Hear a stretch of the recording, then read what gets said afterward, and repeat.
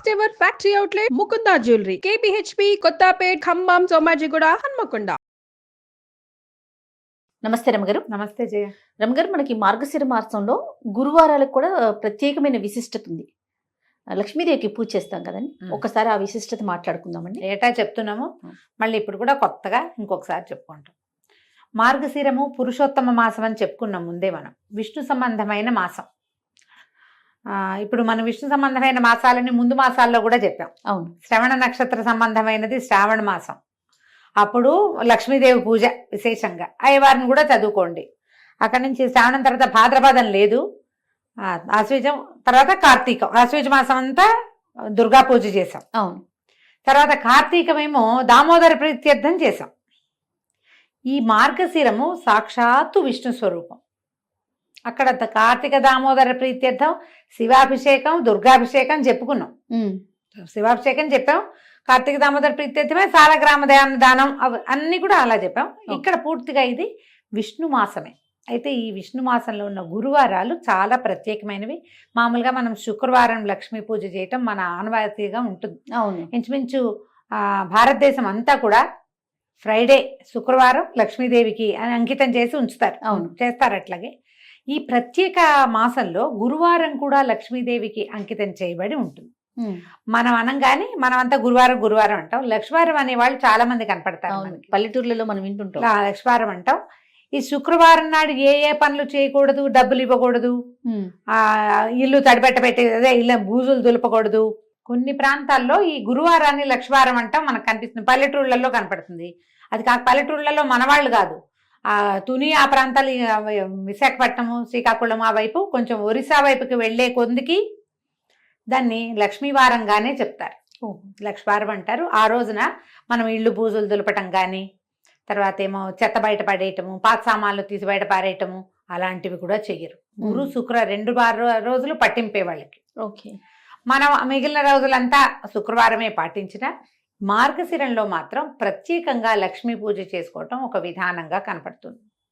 ఇప్పుడు మనం మామూలుగా అసలు రోజువారీ లక్ష్మీ పూజ కాకుండా మార్గశిర గురువార వ్రతం అని ఒక నోము కూడా ఉంది. నోముకు ఒక నియమం, పూజ అయ్యేదాకా ఏమీ తినకూడదు. గురువారం నాడు నెత్తికి నూనె రాసుకోకూడదు, పూజ అయ్యేదాకా తలకాయ దువ్వుకోకూడదు, ఏమీ తినకూడదు. ముందు చెప్పిందే ఇది. తర్వాత పూజ అయిపోయాక ప్రసాదం పుచ్చుకుని ఈ కథని ఎవరికైనా చెప్పాలి. తెలిసిన వాళ్ళకైనా సరే కథ విను అని ఫోన్లో అయినా కథ చెప్పేయాలి. ఇది నియమం. ఈ నియమం ప్రకారం మనకి ఇళ్లలో ఎవరికైతే మార్గశిర గురువార వ్రతాలు ఉన్నాయో, నోములు వ్రతాలు ఉన్న కుటుంబాలు కొన్ని ఉంటాయి, అలవాటుగా అనుచరణంగా వచ్చినవి. మీకు అలవాటు ఉంటే లక్షణంగా చేసుకోండి మీ పద్ధతుల ప్రకారం. అలవాటు లేదు, మనకు తెలీదు, మనం ఇప్పుడే వింటున్నాం, లేదా 4 ఏళ్ల క్రితం చెప్పడం మొదలుపెట్టాం, 4 ఏళ్ల నుంచి వింటున్న వాళ్ళు, ఇవాళే వింటున్న వాళ్ళు కూడా హాయిగా సంతోషంగా లక్ష్మీ పూజ చేసుకోండి. మార్గశిర మాసం పురుషోత్తమ మాసం కాబట్టి అమ్మవారి లక్ష్మీదేవి నిత్యానపాయిని, ఆయన్ని అనుసరించి ఉంటుంది. స్వామివారే సాక్షాత్తు స్వరూపంగా భావించేటువంటి మార్గశిరంలో ఆమెని గురు శుక్ర 2 రోజులు పూజించండి. గురువారం నాడు మనం ఎలాగో కథ చెప్తాం కదా, అవును, హాయిగా ఈ కథ వినేయండి. ఆ కథ అందేసుకుని అక్షంతలు చేత పుచ్చుకోండి. లక్ష్మీ పూజ అయిపోయాక చివర ఆ కథ విన్నాక అక్షంతలు కొన్ని అమ్మవారి మీద వేసి కొన్ని మన మీద వేసుకోండి. ప్రత్యేకంగా స్వరూపము ఏమీ పెట్టుకోక్కర్లేదు. మీ ఇంట్లో ఏ లక్ష్మీదేవి పటం ఉందో, ఏ లక్ష్మీదేవి విగ్రహమో ప్రతిమా విశేషమో ఉంటుంది. కొంతమంది దగ్గర కాయిన్స్ ఉంటాయి, బంగారు రూపులు ఉంటాయి, వాటికి పూజ చేసుకునే అలవాటు ఉంటే చక్కగా ఆ రూపుకే, ఆ ప్రతిభకే, ఆ ఫోటోకే పూజ చేసుకోండి. లక్ష్మీ పూజ సులువుగా చేసుకునే విధానం చిన్న చిన్న పుస్తకాలు దొరుకుతాయి. లక్ష్మీ పూజా విధానం కొనుక్కోండి, 5-10 రూపాయల్లో దొరుకుతుంది. ఓకే. ఆన్లైన్ కూడా లక్ష్మీ పూజా విధానం దొరికేస్తుంది. మీరు శ్రీ సూక్తం తోటి చేసుకోవచ్చు. మామూలుగా షోడశోపచారాల పూజకి కూడా చిన్న చిన్న పుస్తకాలు అవైలబుల్గా ఉంటాయి. అవి చూసుకుని చక్కగా చేసేసుకోండి. పూజ చేసుకోవటం 5 వారాలు 4 వారాలు వస్తాయి. ఈ సంవత్సరం 4 గురువారాలు ఉన్నాయి. ఎందుకంటే డిసెంబర్ 2 నుంచి మనకి మార్గశిర మాసం మొదలైంది. పోలిపాడ్యం చేసుకున్నాం కదా, అంటే ఈ నెల 4 గురువారాలు ఉన్నాయి. 4 గురువారాలు వచ్చినాయి. మార్గశిర గురువారాలు 4. ఒక సంవత్సరం 5 వస్తాయి. అవును, 5 వచ్చినప్పుడు 5 రకంగా చేసుకుంటాం. 4 వస్తే ఇక 4 రకంగా. ప్రతి వారము ఒక్కొక్క నివేదన చేసే విధానం వ్రతస్థులకి, ఎవరైతే మార్గశిర గురువార వ్రతం ఉందో వాళ్ళకి, మనలాంటి వాళ్ళకి ఆ హడావిడి ఏం లేదు. మామూలుగా చక్కగా పరమాన్నం వండటం, కొంచెం శనగపప్పు వేసి వండుకోండి.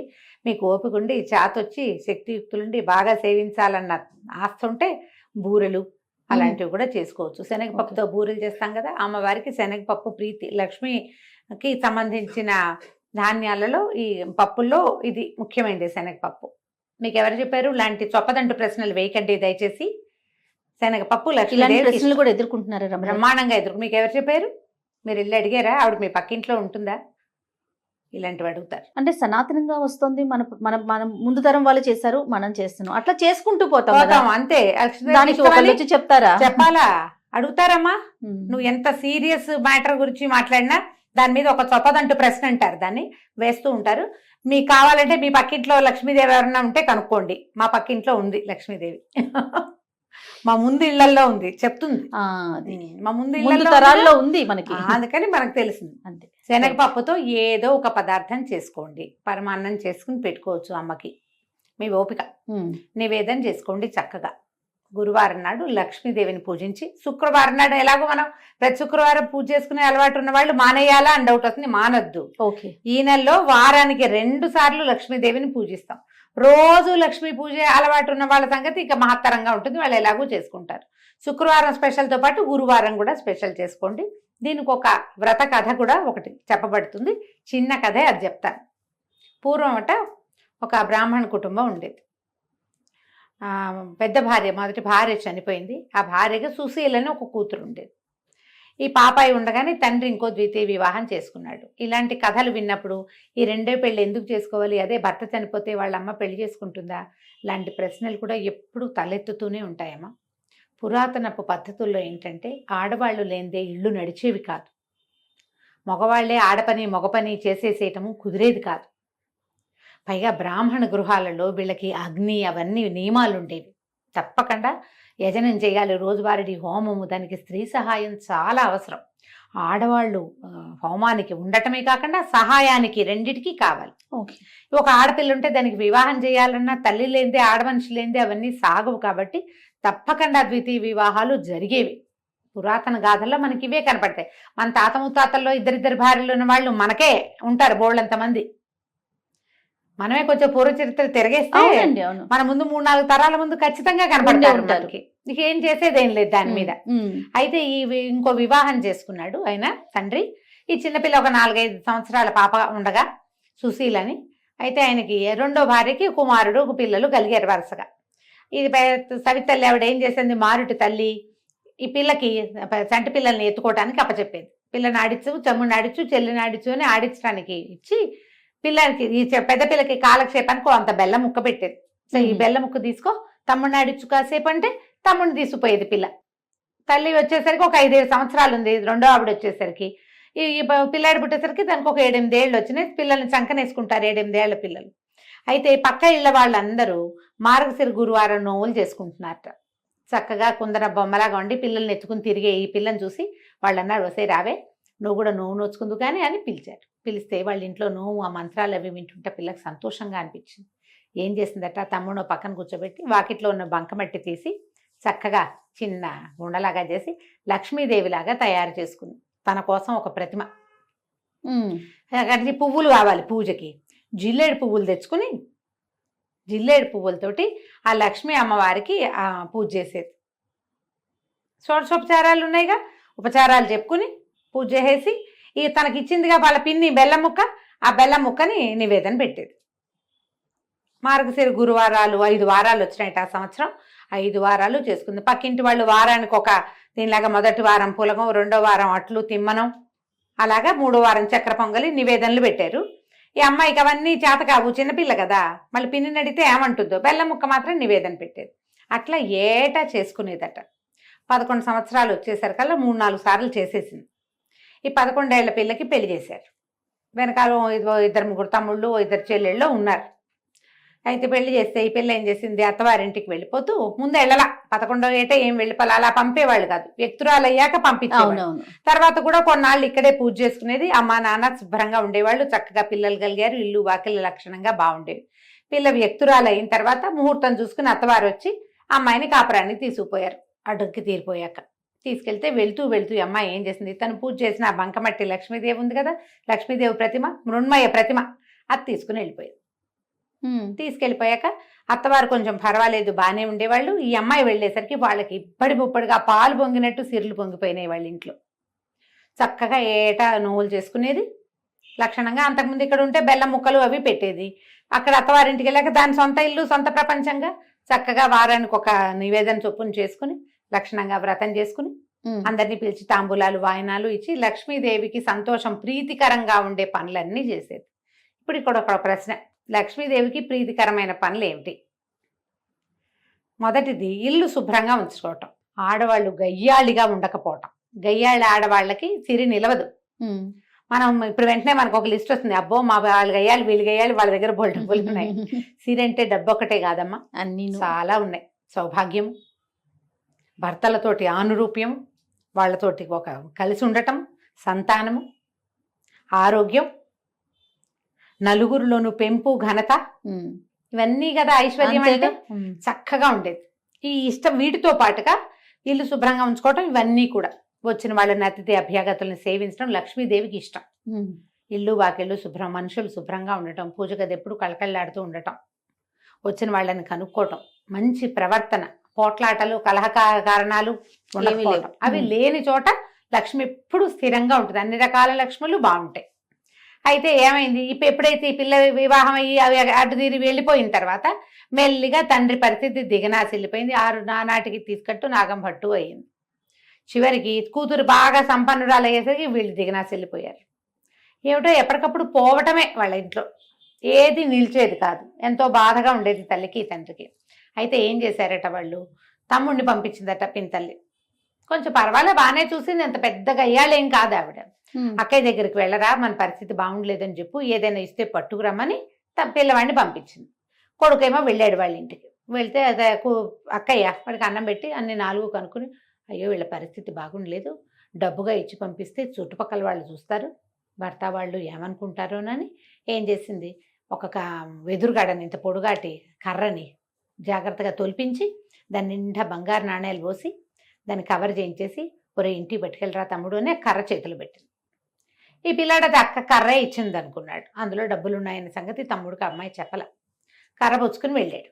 వెళ్ళేసరికి అలా మధ్యదారిలో ఎక్కడో కర్ర దేనికో ఆనించి ఎక్కడో కూర్చుని పడుకుని నిద్రపోయాడు.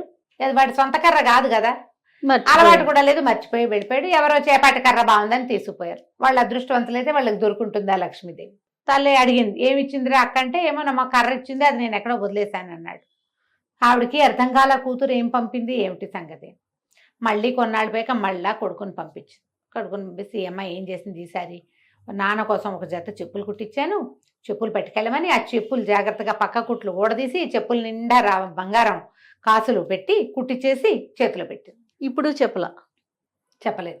పిల్లాడు చెప్పకూడదు, ఊరికే చెప్పులు నాన్నకి అంటే పట్టుకుపోతాడు అనుకుంది. ఒక గుడ్డలో చుట్టిచ్చింది. వాడు ఆ చెప్పుల మూట దీని మీద పెట్టి ఒక గట్టు మీద పెట్టి చెరువు గట్టును పడుకున్నాడు చల్లగాలికి. ఎవరో చెప్పులు పెట్టిపోయారు. 3వసారి మళ్ళీ పంపించింది తల్లి 2 నెలల తర్వాత. ఈ అమ్మాయి ఒక గుమ్మడికాయ పై డిప్ప తీసి లోపల గింజలన్నీ తీసేసి దాని నిండా బంగారు కాసులు పోసి పంపించింది. ఆ బంగారు కాసులు గుమ్మడికాయ కూడా వాడు వదిలేశాడు. అంటే సంధ్యావందనాన్ని దిగాడు, ఎవరో గుమ్మడి పండు బాగుందని బ్రాహ్మలు ఎవరో వెళ్తున్న వాళ్ళు ఎవరో వదిలిపెట్టి పోయారనుకుని తీసుకుపోయారు. ఇక చివరికి తల్లికి అనిపించింది, ఇక్కడ అమ్మాయి ఏదో సహాయం చేయడానికి ప్రయత్నం చేస్తోంది, పంపిస్తోంది ఏవో వస్తువులు, సరిగ్గా తేలేకపోతున్నాడు. సరే నేనే వెళ్తానని తండ్రిని పెద్ద కొడుకుని వదిలిపెట్టి చిన్నపిల్లలు ఆడపిల్లలు ఉంటే వాళ్ళందరినీ వెంబడి పెట్టుకుని పెద్ద కూతురు ఇంటికి వెళ్ళింది. తల్లి పేదగా ఉన్న తల్లి మాసిపోయినట్టున్న చెల్లెళ్ళని చూసి పిల్ల బాధపడి తల్లిని చక్కగా పోషించి 10 రోజులు ఉంచుకున్నాక ఇదంతా ఏం జరిగింది ఏమిటి మాట్లాడుకుంటే, అమ్మ బంగారు కాసులు పోసానే ఏమైపోయినాయో అంటే, ఎవడో అదృష్టవంతులకు దొరికింది, మనకు అదృష్టం లేదు. ఈ అమ్మాయి ఏమంది, ఇంకా 10 రోజులుంటూ మార్గశిర మాసం రాబోతుంది, నేను మార్గశిర గురువారం నోవులు నోచుకుంటానమ్మా, నాతో పాటు నువ్వు కూడా నోచుకుందు కానీ ఇక్కడే ఉండమని తల్లిని చెల్లెళ్ళని ఉంచుకుంది. ఏమీ తినద్దమ్మా, గురువారం పొద్దున్నే చెప్పింది, ఏమీ తినద్దంటే సరేనంది ఆవిడ. పిల్లలందరినీ కూర్చోబెట్టి సద్దెన్నాలు పెట్టమంటే అమ్మమ్మ సద్దన్నం పెడుతూ పెరుగన్నంలో ఉప్పేయి అన్నారట పిల్లలు. ఉప్పు సరిపోయిందో లేదో చూద్దామని ఒక సద్దెన్నం ముద్ద నోట్లో వేసుకుంది. కూతురు, అయ్యో అమ్మ అన్నం తిన్నావు ఇంకేట పనికి వస్తుంది, తినకూడదుగా, మెతుకు కూడా పోకూడదు లోపల. కూతురు నోచుకుంది నోము. తల్లి సర్దు కూరుకుంది, ప్రసాదం తిని ఊరుకున్నారు. రెండో వారం ఏం చేసింది, పిల్లలకి నెత్తికి తలగా నూనె రాస్తూ ఆ నూనె చేతులు నెత్తికి రాసుకుంది. చాలా మంది చేస్తాం అట్లా. ఇప్పుడు మాయిశ్చరైజర్ కూడా ఎక్కువ పోసుకున్నాం అనుకో చేతిలో, ఎవరో రాసేస్తాం. ఆ నెత్తికి రాసుకునేసరికి నూనె రాసుకోకూడదు, అసలు నూనె రాసి తలంటి చేయకూడదు గురువారం నాడు. మామూలుగానే పనికిరాదు, ఇప్పుడు అస్సలు పనికిరాదు, పూజకు పనికిరాదు, నోముకు అడ్డంకి. 2వ వారము పోయింది. 3వ వారం కూతురు ఏం చేసింది, అమ్మ ఇట కాదు, నువ్వు ఓ పని చెయ్యి, నేను గొయ్యి తీసి గోతులో కప్పెడతాను, నిన్ను గోతులోనే కూర్చో, బయటికి రావద్దు. తర్వాత పూజ పనంతా తెముల్చుకుని పూజకు ఏర్పాట్లు అయ్యాక నేను లేవదీస్తాను, అప్పుడు నీళ్లు పోసుకుని పూజలో కూర్చుందు. కానీ నీ తల్లిని ఒక దేనికోసమో తీసిన గోతిలో కూర్చోబెట్టి పైన ఒక చిన్న పల్చటి చెక్క ఒకటి అడ్డం పెట్టి అమ్మాయి పని చేసుకుంటుంది. ఈ పిల్లలు ఏం చేశారు, 5-6 ఆడపిల్లలు, అమ్మాయికి పిల్లలు ఉన్నారు, పిల్లల్ని తెచ్చింది కదా ఈవిడ కూడా. పిల్లలు ఆడుకుంటూ అరటిపళ్ళు తిని తొక్కలు పడేశారట. ఈ పల్చటి చెక్క వీళ్ళు ఇడిదిరిగా చెక్క తొలగిపోయి అరటిపండు తొక్కు ఈవిడ దగ్గర పడింది. ఈవిడ అప్పటికి 2-3 గంటల నుంచి ఆ గోతలో కూర్చుని ఉంది. అరటిపండు చేత్తో పుచ్చుకుంటే దాని లోపల అడుగుని ఇట్లా గుజ్జల్లే ఉంటుంది కదా, ఊరికే ఇట్లా గోరుతోటని ఇలా నాలుగుకి రాసుకుంది. 3వ వారం కూడా పోయింది. అమ్మ ఏమి తినలేదు కదే అని అడిగితే, కాదే అరటిపండు తొక్కలో లోపల గుజ్జు నోట్లో వేసుకున్నానమ్మా అనేసరికి పనికిరాలి. ఇక 4వ వారం అమ్మ ఏం చేసింది, కాదని తల్లిని పొద్దున్న లేవగానే ఆవిడ తన చెంగుగా ఆవిడ చేయి కట్టేసుకుని, నువ్వు నాతోటే ఉండు, నువ్వు ఇంకేం పని చేయదు, నా వెనకాలే ఉండని తల్లితోటే అటు ఇటు తిరిగి మొత్తానికి సరిగ్గా పూజ జరిగే వేళకి స్నానం చేయించి కూర్చోబెట్టింది. తల్లి పిల్ల ఇద్దరు నువ్వు నోచుకున్నారు, తాంబూలాలు వాయనం పెట్టారు లక్ష్మీదేవికి. పెట్టి లక్ష్మీదేవిని ప్రార్థించింది. ఈ ప్రతిమ ఉంది కదా, ఆ ప్రతిమలోంచి లక్ష్మీదేవి లేచి వచ్చేదట అమ్మాయి దగ్గరికి. లేచి వచ్చి కూతురు వాయనం తీసుకుని తల్లి వాయనాన్ని వదిలిపెట్టేసింది. లక్ష్మీదేవిని అడిగింది ఈ అమ్మాయి సుశీల, అమ్మ ఎందుకు మా అమ్మ వాయనం తీసుకోలేదు, మా అమ్మ వాయనం కూడా తీసుకో అని అడిగేసరికి, నేను తీసుకోను, నేను చిన్నప్పుడు నువ్వు చిన్నపిల్లగా ఉన్నప్పుడు మీ అమ్మ నిన్ను చీపురు పెట్టి కొట్టింది, నాకు గుర్తులేదమ్మా, నీ గుర్తు లేకపోయినా నాకు గుర్తుంది, నువ్వు నోవు నోచుకుంటున్న రోజున చీపురు పెట్టి కొట్టింది, అందుకని మీ అమ్మ వాయనం నేను వల్లను, నేను వెళ్ళిపోతున్నాను అనేసరికి ఇలా సుశీల లబలబలాడి బతిమలాడుకుని, పుట్టింట్లో ఉండగానే కదా నిన్ను నేను నేర్చుకున్నాను, నిన్ను పూజించడం నేర్చుకున్నాను, మా అమ్మ మా పుట్టిల్లు ఇట్లా గది కడుక్కుపోతే ఎట్లా నాకు సాగుతుంది, నా తమ్ముళ్ళు అందరూ బాగుండాలి కదా అని బతిమలాడి అమ్మతో క్షమాపణలు చెప్పించి ఇంకెప్పుడు చేయదు, ఎప్పుడూ చేయలేదు. ఆ రోజు ఏదో చంటి పిల్లలతోటి బాధపడుతూ మా అమ్మ అట్లా ఉద్రేకంలో చేసింది, తర్వాత నన్ను బాగా చూసుకుంది, నాకు పెళ్లి చేసింది, పురుళ్ళు పోసింది అని బతిమలాడి లక్ష్మీదేవిని ఒప్పించింది. అప్పుడు ఆవిడ ఆ వాయనం తీసుకుందట. ఆ తర్వాత తండ్రికి అన్ని రకాలుగాను కలిసి వచ్చింది. తండ్రి పిల్ల తర్వాత చెల్లెళ్ళు పెళ్ళిళ్ళు అయినాయి, తమ్ముడికి పెళ్ళి సంతానం కలిగింది, పుట్టిల్లు కూడా చక్కగా ఉంది. దీంట్లో ఈ కథలో నీతి ఏమిటి, మనతో పాటు మన పుట్టిల్లు కూడా బాగుండాలని కోరుకోవాలి. లక్ష్మీదేవికి అత్యంత ఇష్టమైన విషయాలలో తను ఎక్కడి నుంచి బయటకు వచ్చానో అది కూడా బాగుండాలన్న కోరిక ఉండటం ఆమెకి ఇష్టం. పుట్టింట్లో అదంతా లాగేసుకుని అత్తారింట్లో దాచిపెట్టుకునే రకాలు ఎన్నున్నాయి, ఇప్పుడు చాలా ఉంటాయి. ఈ రకాలు మార్చుకోండి. పుట్టిల్లు వృద్ధి కావాలని కోరిక ప్రార్థించేటప్పుడు దేవుడికి దండ పెడతాం, మా ఆయన, నా పిల్లలు, మా అత్తగారు, మా ఇల్లు, మా ఇంటి పేరు, అదొకటే కాకుండా పుట్టింటిని కూడా ఆడవాళ్ళు కోరుకోవాలని ఈ కథ చెప్తుంది. ఈ కథ విని అక్షంతలు వేసుకోవడం, అమ్మవారి మీద అక్షంతలు వేసి మన మీద కూడా అక్షంతలు వేసుకోండి. పూజ అయిపోయినట్టే. మీరు నివేదన చేసిన పదార్థాన్ని చక్కగా ప్రసాదంగా స్వీకరించండి, చుట్టుపక్కల వాళ్ళకి పెట్టండి. లక్ష్మీకరము అని అనుకునేటువంటి పసుపు కుంకుమ, తర్వాత ఏమో మనము పళ్ళు పువ్వులు అలాంటివి వాయనం ఇవ్వండి. ఓకే. ఒకవేళ మీరు నోముగా చేసుకుంటే మీ ఇంట్లో ఏ రకమైన విధానం ఉందో ఆ విధానాన్ని చక్కగా పాటించుకోవచ్చు. కొత్తవి మొదలు పెట్టుకోవద్దు, నోముగా చేసుకోకండి, పూజగా చేసుకోండి. ఓకే. ఈ నోములు ఏంటంటే అత్తవారిళ్లలో ఉంటే చేసుకోవాలమ్మా, అత్తారింట్లో లేనివి కొత్త మొదలు పెడితే మీకు భయం ఇస్తుంది. లేదా మీరు ఇంకొకటి చెప్తా, ఇందులో మీకు చాలా ఉంది మనసు, ఇలా నన్ను యూట్యూబ్ అక్కయ్యల్ని ఫాలో అవ్వకుండా ఎవరైనా మీ కజిన్స్ బాగా క్లోజ్ ఫ్రెండ్స్ ఇది చేసుకుంటారనుకోండి, వారితోటి ఒకసారి వారితో దగ్గరుండి చేయించుకుని వారిని ఫాలో అవుతూ చేసుకోండి. ఒకవేళ మీకు ఆస్తుండి మనసు ఉంటే గనక కావాలంటే ఇలా చేసుకోవచ్చు. కానీ ఇలా పై వాళ్ళు ఎవరో చెప్తే కాదు, కంటితో చూసి నేర్చుకుని చేసుకోండి. తప్పకుండా. నమస్తే. నమస్తే జీ.